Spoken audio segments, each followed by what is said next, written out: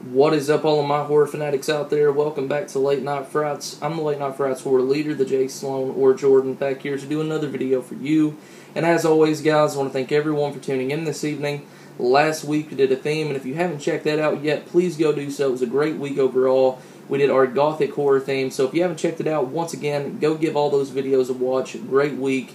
Give us a like and a comment, and tell us what you think. So, seeing as last week was a theme week, this week we are doing horror battles, and the two films that I chose to battle for you are two vampire horror comedies, I guess you could say, both in which I really enjoy a lot. I have since I was a kid. And the first one here is Vampire's Kiss versus Vampire in Brooklyn. Okay, so you guys know how we do things here on Late Night Frights. First, I'll be reviewing both films very briefly, and then I will battle them to the death. So I'm going to start off by reviewing Vampire's Kiss, which was made in 1989. This one is directed by Robert Bierman, starring Nicolas Cage in a very early role. And it's pretty much about this executive, New York executive, who is a womanizing prick, pretty much. And he meets this one girl, I believe she might actually even be a hooker that he pays for. And she ends up biting him on the neck.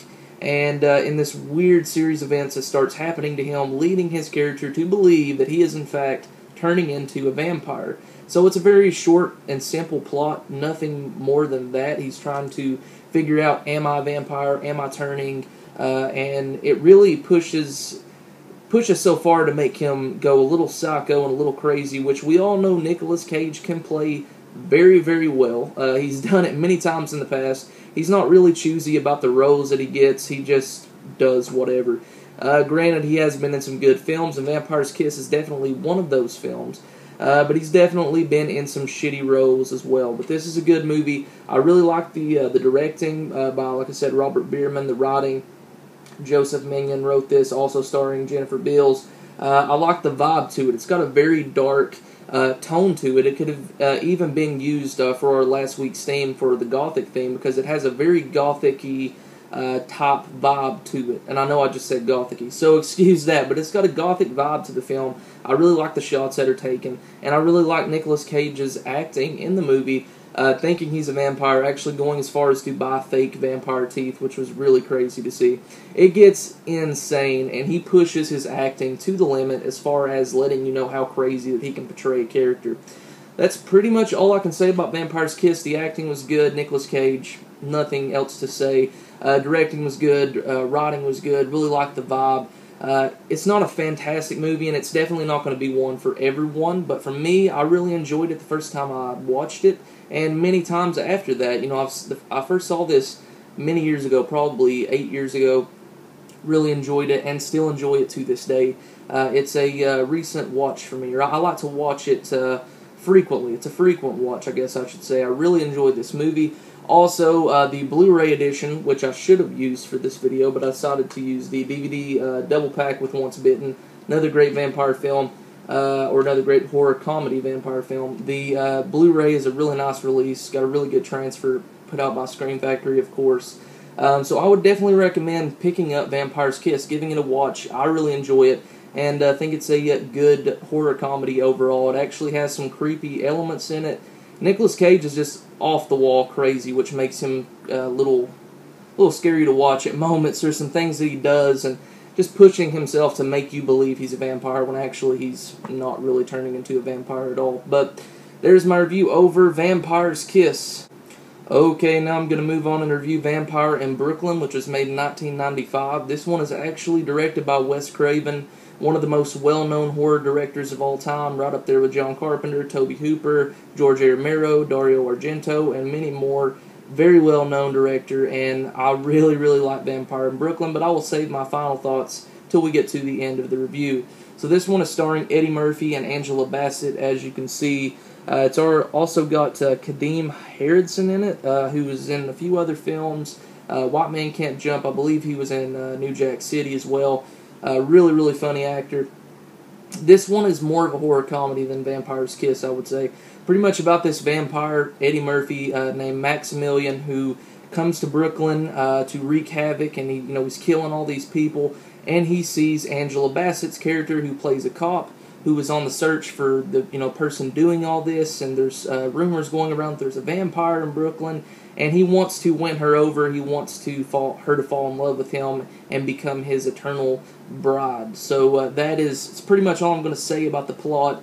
It's not too thick. Much like Vampire's Kiss, it's not an extreme, over-the-top plot that needs 10 to 15 minutes to explain. Very simple, but it's very simplistic, but it's very enjoyable at the same time.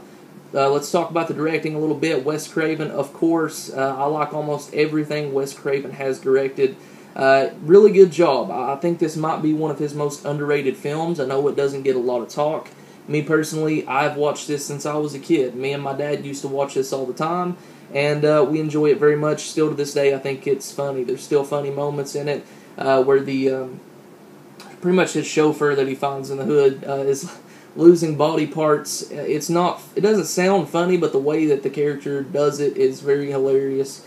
And it's just a really good film. Like I said, directing by Wes Craven, really good. Acting by Eddie Murphy. I've always been an Eddie Murphy fan. Angela Bassett did a good job. Kadeem Harrison. There was another actor in here that was familiar. Alan Payne, maybe. I know Zach Smokey, Alan Payne. It's got a really good cast. Really good director. Everything within the film I really enjoyed.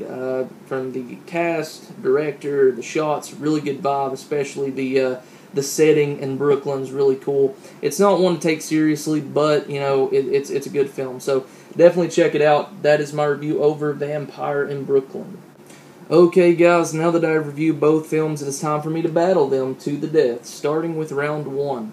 Acting and directing. Which film do I think had better actors and a better director? Now, in Vampire's Kiss, you have Nicolas Cage. You have, let's see, there's Nicolas Cage, Mario, I cannot pronounce that name, Jennifer Beals, like I mentioned before. Not really an extensive cast or a well-known cast other than Nicolas Cage, which at the time he was young and one of his first roles.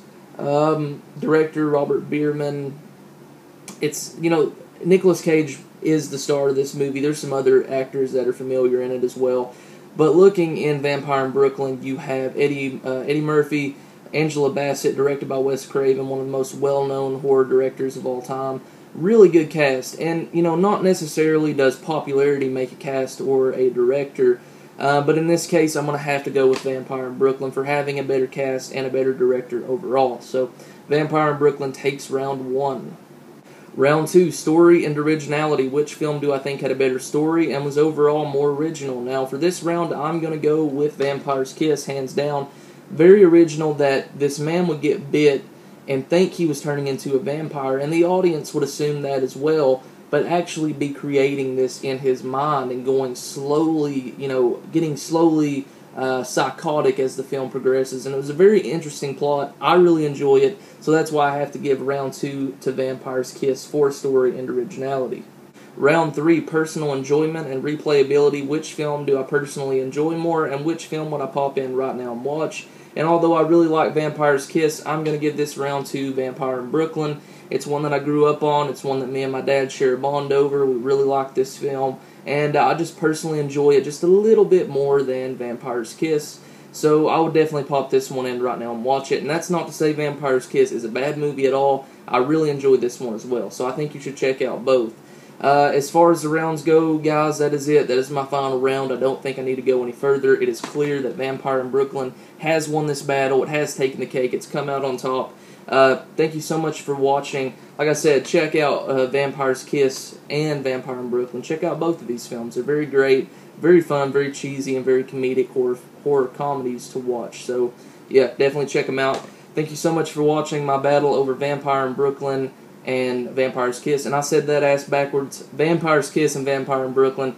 Please comment down below. Tell me which film you prefer and why. I'm really curious to hear everyone's thoughts and opinions on both of these films. Stay tuned, guys. Tomorrow, Chris Brock will be battling 2 horror films of his choice, and that will continue throughout the week with all of our members. I'm the Jay Sloan. You just watched Late Night Frights. Comment, subscribe, and as always, guys, keep it horror. Peace.